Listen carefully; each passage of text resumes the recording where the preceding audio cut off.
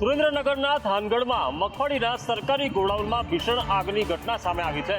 સમગ્ર મામલે કૌભાંડની આશંકા પણ સેવાઈ રહી છે। સુરેન્દ્રનગરના થાનગઢમાં મગફળીના ગોડાઉનમાં આગ લાગતા અફરાતફરીનો માહોલ સર્જાયો છે। પ્રાંત અધિકારી, ચીફ ઓફિસર સહિતના અધિકારીઓ ઘટનાસ્થળે પહોંચ્યા છે। કલાકો વીતવા છતાં આગ પર કાબુ મેળવી શકાયો નથી। આગ વધુ ન ફેલાય તે માટે દિવાલ તોડવામાં આવી છે।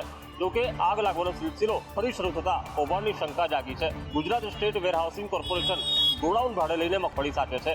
ટેકાના ભાવે થયેલી ખરીદીની જણસ સરકારી માલમત્તા હોય જેને સાચવવાની જવાબદારી કોર્પોરેશનની હોય છે, પરંતુ થાનગઢમાં લાગેલી આગ કોર્પોરેશને ભાડે લીધેલા કોઠારી ગોડાઉનમાં લાગી છે। ત્યારે વેરહાઉસિંગ કોર્પોરેશનના અધિકારીઓની ઉલટ તપાસ થાય તો કૌભાંડ થતું થવાની પણ ચર્ચા છે। તો આ મામલે કોંગ્રેસે પણ કૌભાંડની આશંકા વ્યક્ત કરતા પ્રહાર કર્યા છે। આ સમગ્ર મામલે અનેક શંકાઓ સેવાઈ રહી છે।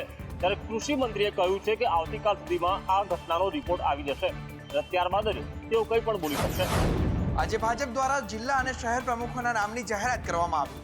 35 જેટલા નામની જાહેરાત કરવામાં આવી। જો કે 6 પ્રમુખોના નામની જાહેરાત હજુ કરવાની બાકી છે। ગુજરાતમાં છેલ્લા ઘણા સમયથી પ્રમુખોના નામની રાહ જોવાઈ રહી હતી। હવે આખરે નામની જાહેરાત આજે કરી દેવામાં આવી છે। 35 જેટલા જિલ્લા અને શહેર ભાજપ પ્રમુખોના નામની જાહેરાત કરવામાં આવી। જો કે હજુ 6 જિલ્લા શહેર ભાજપ પ્રમુખની જાહેરાત કરવાની બાકી છે।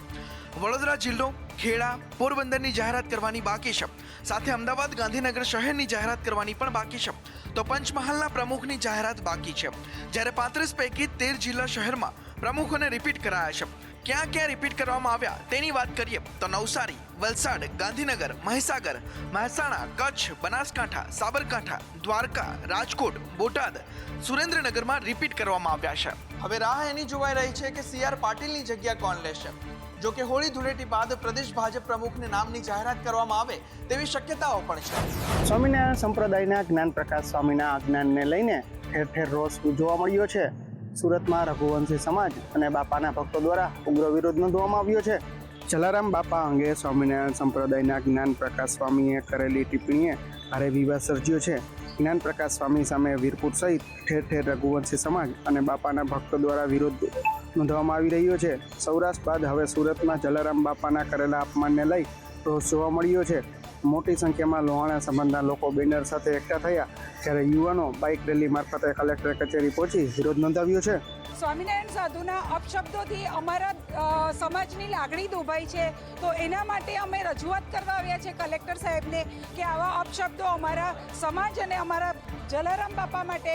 જ્ઞાન પ્રકાશ સ્વામીએ પોતાના નિવેદનને લઈ માફી માંગી લીધી છે, પરંતુ લોહાણા સમાજ માફ કરવાના મૂડમાં નથી। લોહાણા સમાજમાં રોષ ભભૂકી રહ્યો છે। રાજ્ય સરકારે સી પ્લેનની સેવાના નામે ₹19 કરોડ પાણીમાં વહાવી દીધા છતાં પણ ફરી એક વખત સી પ્લેન સેવા શરૂ કરવાની જનતાને આશા આપી છે। વર્તમાનમાં વિધાનસભા સત્ર ચાલી રહ્યો છે, જેમાં પક્ષ અને વિપક્ષ દ્વારા વિવિધ મુદ્દે સરકારને સવાલ કરવામાં આવી રહ્યા છે। સામે સરકાર જે સવાલના પ્રત્યુત્તર પણ આપી રહી છે। ત્યારે શૈલેષ પરમારે સી પ્લેન સેવા પાછળના ખર્ચ મુદ્દે પૂછેલા પ્રશ્નમાં નાગરિક ઉડ્ડયન મંત્રીએ જવાબ આપ્યો। માત્ર 6 મહિના ચાલેલા સી પ્લેન પાછળ અધધ ખર્ચો કર્યો હોવાનું સામે આવ્યું છે। 2020થી શરૂ કરાયેલી સેવા 2021માં સ્થગિત કરવામાં આવી હતી।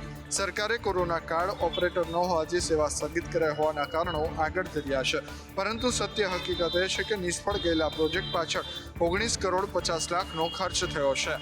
અમદાવાદમાં સી પ્લેનનો પ્લાન પાણીમાં ડૂબ્યો, તેમ છતાં સરકારે શીખ ન લીધી અને આગામી દિવસોમાં સરકાર ફરી એક વખત આ સેવા શરૂ કરવાનું વિચારી રહી છે।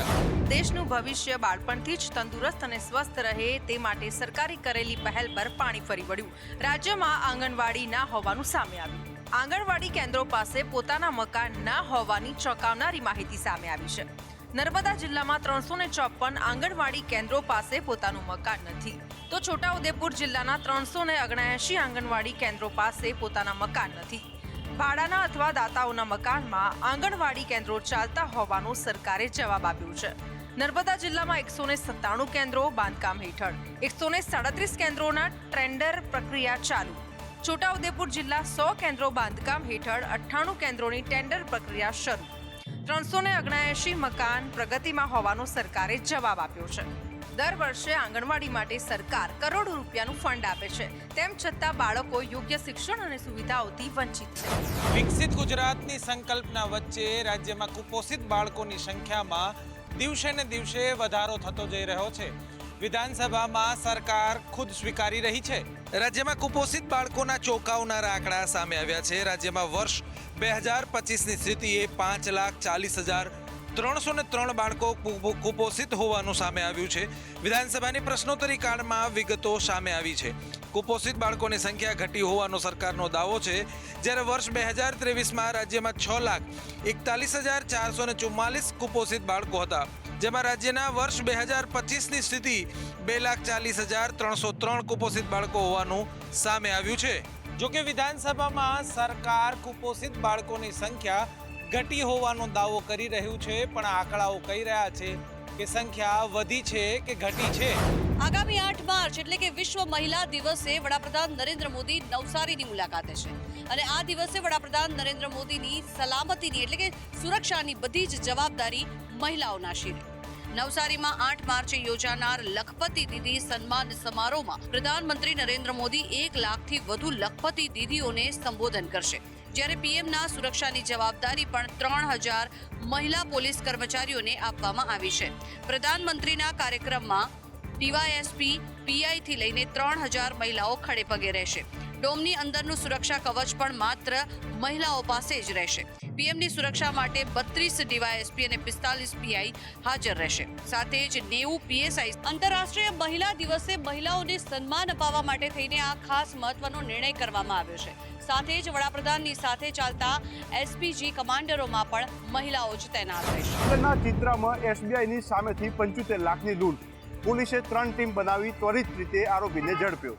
એસબીઆઈની ચિત્રા સ્વામિનારાયણ બ્રાન્ચની બહારથી પૈસા ઉપાડી યુવક બહાર નીકળ્યો, ત્યારે 3 શખ્સોએ વેપારીના હાથમાં રહેલી રોકડ ભરેલી બેગ ઝૂંટાવવાનો પ્રયાસ કર્યો.